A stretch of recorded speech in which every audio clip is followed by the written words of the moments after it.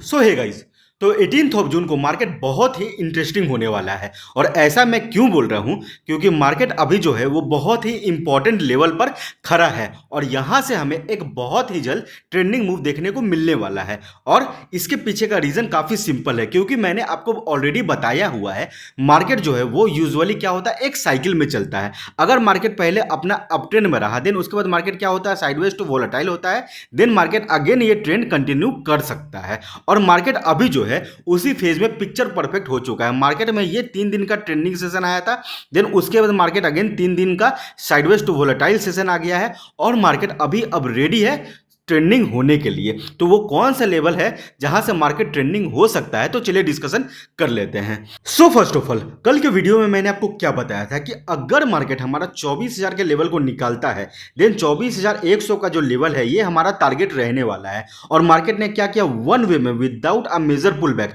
हमें ये टारगेट काफी आसानी से दे दिया, जिसमें मैंने आपको ये भी बताया था कि 24,100 के लेवल के पास हमें प्रॉफिट बुकिंग करना है। क्यों?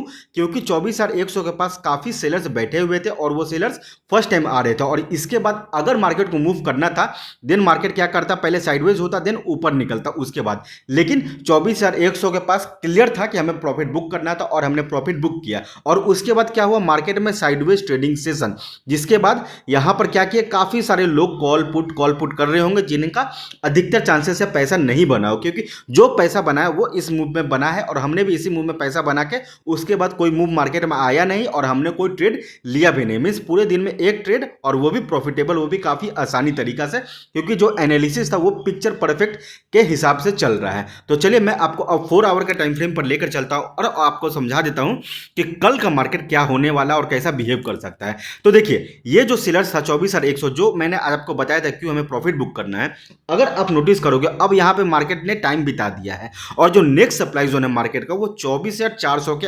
आसपास का है।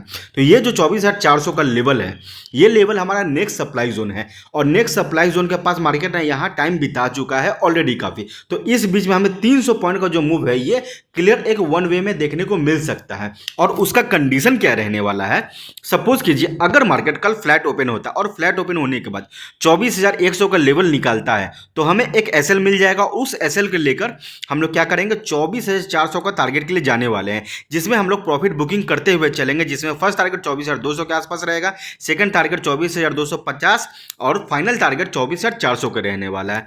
और इन दैट केस अगर सपोज कीजिए मार्केट में कुछ एक मेजर गैप डाउन हो जाता है इस लेवल के नीचे 24,950 के नीचे, देन उस केस में हमें मार्केट में काफी इंपॉर्टेंट होने वाला है। क्यों?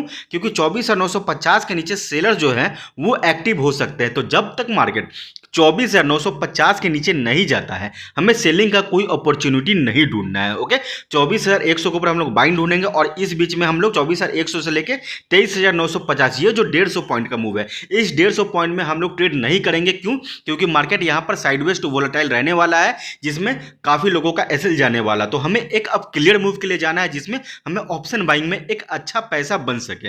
और मार्केट अगर 23,950 के नीचे सस्टेन करता है और अपने लो को ब्रेक करता है, 23,900 का जो लो रहेगा, उसके बाद मार्केट में हमें एक सेलिंग देखने को मिल सकता है, जो कि ये गैप तक के लिए आ सकता है।